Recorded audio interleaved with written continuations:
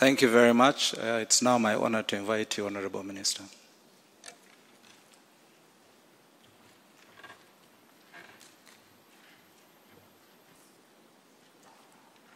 The Honorable CEO, Rwanda Development Board, and our guest of honor, Ms. Claire Akamanzi, Honorable Ambassador of the EU in the Republic of Rwanda, the Executive Secretary of ICO, the Secretary General of yake,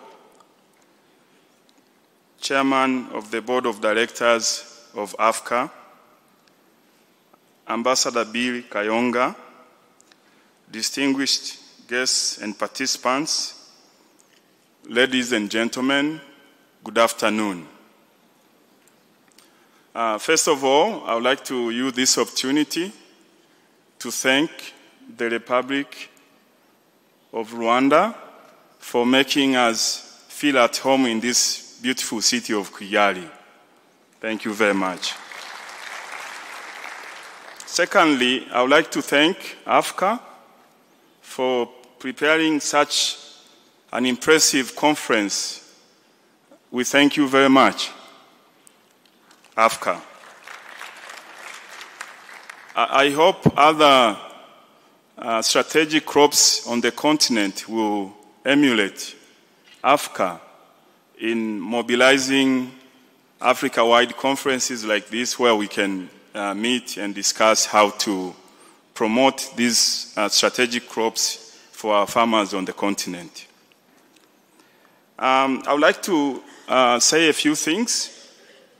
My first point is on the attractive prices of coffee for our farmers. As the Deputy Minister for Agriculture, if I can stand here and ask for an attractive price for our farmers, I would have done my job. But I'm going to be fair and say that I know it takes more than that. Attractive prices for our farmers, I would like to urge us in this conference to see how we can drive these prices from the quality point of view. If we work together in standardizing the quality of our coffee here in East Africa and on the African continent, then if the quality is a driving force for prices, then we are likely to have a sustainable mechanism for assuring that our farmers are going to get an attractive price.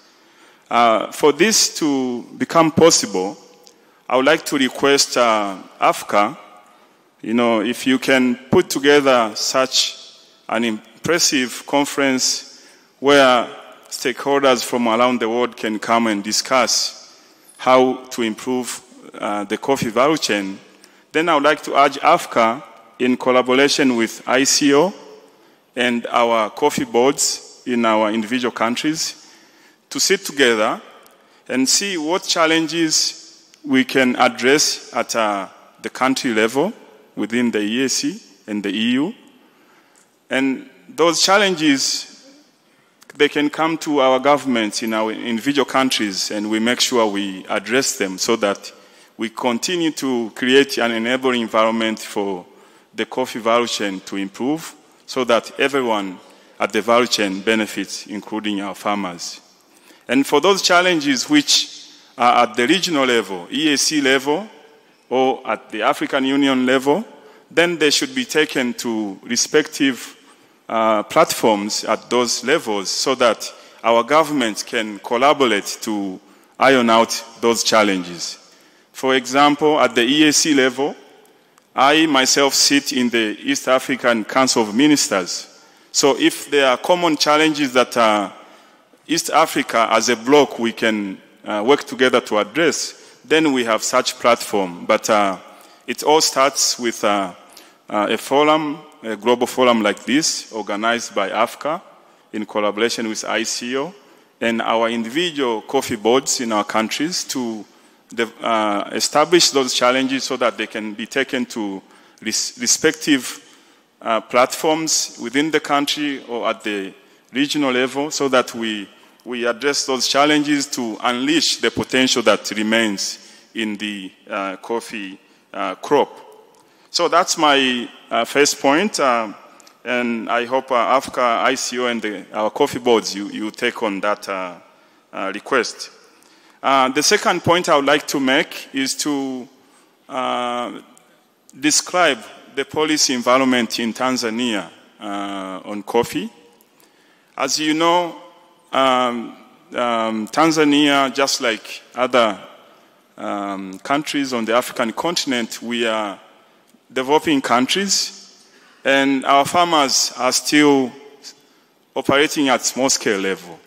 So in Tanzania, we found mobilizing the farmers in the co-op setting is the best way to make sure we take extension services to our farmers, fertilizer and such.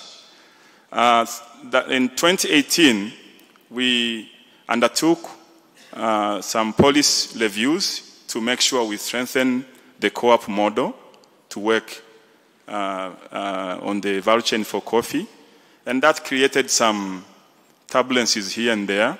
But I'm here to assure you that we continue to strengthen the co-op framework so that because of the small-scale nature of our farmers, the peasants, using the co-op framework, we can collect the small produces of each individual farmer into a load which we can take to the market through auctions and direct exports. So among you, there are people who are already testifying that you have been able to get better quality coffee through this framework. So I wanted to assure you that the Tanzanian environment for coffee is improving, and we are here to make sure that you continue to collaborate with our government to make sure we work together to improve the coffee value chain in Tanzania.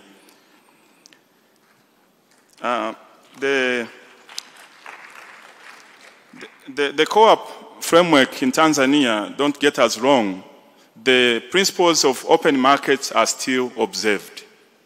Our intention is to make sure we get the economies of scale at the collection point, because we have small individual farmers. So if we, through the co-op framework, it's easier to improve even the economies of collecting, the logistics.